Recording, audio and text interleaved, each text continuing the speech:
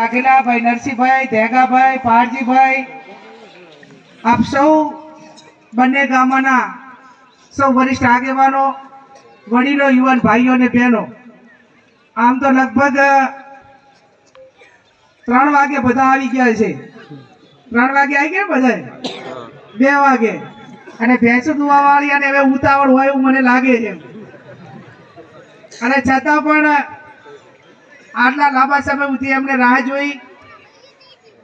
આજે અહીંયા પારસભાઈ શમશીભાઈ ઠાકોર એમણે જે લોકસભાની ચૂંટણીમાં ઢોકળું માટેની માનતા રાખી હતી એ પણ આજે આપણે પૂરી કરી. પારસભાઈ અને સમગ્ર પરિવારને ગામનો હૃદયપૂર્વક ખૂબ ખૂબ આભાર માનું છું. આ ગામમાં જ્યારે લોકસભાની ચૂંટણીમાં આવી, અમે બધા આજે હાજર છીએ, બધા આવ્યા હતા. એ ટાઈમે ઉત્સાહ હતો, એટલો ને એટલો ઉત્સાહ આજે પણ છે. એટલે ચૂંટણી પત્યા પછી અમારે વહેલું આવવું જોઈએ, પણ ક્યાંક ને ક્યાંક આજ આવીએ, કાલ આવીએ, ગનીભાઈ બધા મિટિંગની ગોઠવણીમાં રાહમાં ટાઈમ નીકળી ગયો.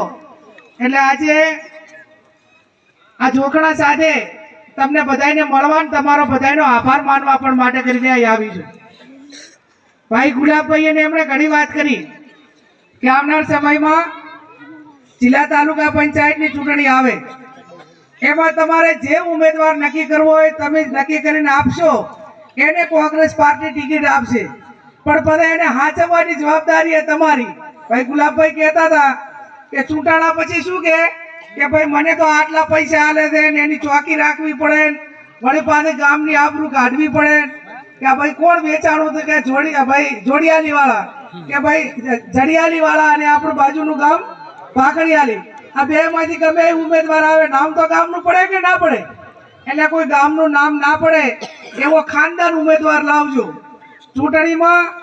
અને ઉમેદવારની પસંદગીમાં આ 2-3 બાબતોનું ધ્યાન તમે બધા જ આગેવાનો રાખજો, એવી હું તમારી પાસે અપેક્ષા રાખું.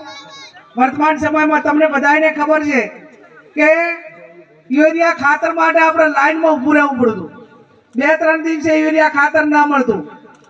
અત્યારે મગફળીની વાત, તો મગફળીમાં જે ખેડૂતોએ મગફળી વાવી એની માત્ર 2 હેક્ટરની જ 2 હેક્ટરની જ લીધી ને મગફળી, 2 હેક્ટરની મર્યાદામાં લીધી, અને બાકીની બધી રાજસ્થાનથી લાવીને ગાડીઓ ભરીને વેચી.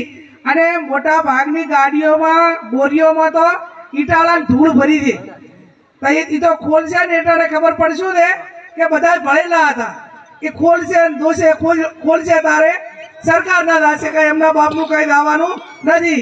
અને સરકારના એટલે કોના? આપણા, તમારા ને મારા પરસેવાના પૈસા જીએસટી માં જે કપાય એનું બજેટ બને, પછી ખેતીવાડી વિભાગમાં જાય, એમ દરેક વિભાગમાં જાય. એમાં નાબાર્ડને ખરીદવા માટે, ખેડૂતોને મદદ કરવા માટેનું બજેટ એ આપણા જીએસટી ના પૈસાનું એમાં ફાળવે, અને પછી ખરીદી માટે મંડળીઓને એમને ઓથોરિટી આપે. પણ આ વખતે તમે જુઓ કે જેણે ખેતરમાં 1 પણ કિલો મગફળી નથી વાવી એના નાયમાં 2 હેક્ટર ઉઘરાય છે. અને ખેડૂતને પૂછવા જાય છે એટલે કે મેં અમારા આગાવાલા હતા અથવા તો અમારા શેઠ હતા એટલે મેં ઉતાર આલ્યા છે. વાત સાચી ખોટી? આમાં જેટલા છે ભાઈ ને એવો આલ્યા છે, અને ખાતામાં પૈસા આવ્યા છે, અને ઉપાડીને ઓલાને આપવાના છે. આવું હશે કે નહીં હોય? એટલે એમાં એના હિસાબે નુકસાન કોને? કે આપણા બનાસકાંઠાને. હું તો એમ માનું છું કે જેટલી ખેડૂતો વાવી હોય એટલી તમામ મગફળી ખેડૂતોની લીધી હોત તો આપણે એમ કહો કે ભાઈ ખેડૂતોને મદદ કરી. આ તો આને રીતે કોને મદદ કરી? વેપારીઓને. ખેડૂતો પાસેથી વેપારીઓએ સસ્તા ભાવે મગફળી જે ગુણવત્તા વગરની હતી લઈ લીધી, અને વસે એક મણે 300 નો ગાળો રાખ્યો. એટલે કદાચ એક બોરીની અંદર 60 કિલોની તો આવતી, ભાઈ 40 કિલો આવે ને, 35 કિલોની ભરતી આવે. અને આ ભારતીય જનતા પાર્ટીના જે ખેડૂત આગેવાનો કહેવાય એમ લાજવાના બદલે ગાજે છે. અને છતાં ભાષણ કેવા કરે કે અમારી સરકારે તો આટલી મગફળી ખરીદી અને ખેડૂતોને મદદ કરી. અને ભાઈ ખેડૂતોને મદદ નથી કરી, તમારા મળતી કમિશન લઈ અને 2 નંબરમાં બધી મગફળી ભરાઈ છે. સાચા ખેડૂતોને તો કાંઈ મદદ થઈ નથી. એવું ને એવું અતિવૃષ્ટિ વરસાદના કારણે નુકસાન થયું તો 44,000 રૂપિયા બધા ખેડૂતોને આપવાના હતા, પણ ના આપ્યા. કોકને 4,000, કોકને 5,000, અને એમાં પાછી મોટી મોટી 2 મહિના જાહેરાતો કરી કે ગુજરાતની સરકારે 10,000 કરોડનું પેકેજ એ ખેડૂતોને અતિવૃષ્ટિ માટે મદદ કરી. પણ એ માત્ર દાવા હોય છે.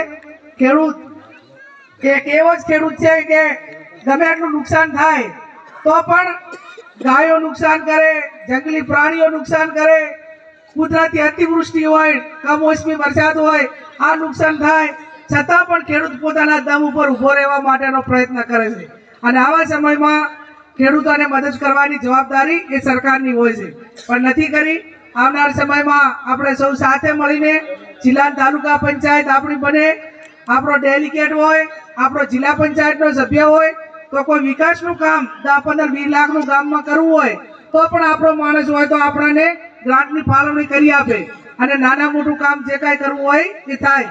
ત્યારે આપ સૌ આવનાર સમયમાં સાથે મળી અને જે ઉમેદવાર ગોતો એ મેં કીધું એમ વ્યવસ્થિત પાર્ટીને વફાદાર રહે, ગામને વફાદાર રહે, મતદારોને વફાદાર રહે અને તમામ સમાજો સાથે મળીને એને નક્કી કરજો. અહીંયા બહેનો પણ મોટી સંખ્યામાં હાજર છે અને ખાસ કરીને યુવા વર્ગ આજે મોટી સંખ્યામાં હાજર છે. તો એમને મારી વિનંતી છે કે હમણાં જે ફ્રોડની કામગીરી વધી ગઈ છે અને ફ્રોડમાં ચીટિંગની જે ઓલો ક્રાઇમ કહેવાય ને, સાયબર ક્રાઇમ, એના ગુના વધી ગયા છે. અને વધ્યા છે એનું કારણ શું છે કે કોઈ મહેરબાની કરીને લાલચમાં આવી અને કોઈ તમારું આધાર કાર્ડ, ચૂંટણી કાર્ડ કે ખાતા નંબર ના હાલતા, કોઈ 5-10 હજાર રૂપિયા હાલે ને તો એ લાલચમાં ના આવતા કરોડો રૂપિયા બહારના તમારા ખાતામાં આવશે. એથી તમને 10,000 આલ્યા હશે એ ઉપાડી લેશે અને ખાતા નંબર તમારો આવ્યો હશે એટલે જેલમાં દાવાનો વારો તમારો આવશે.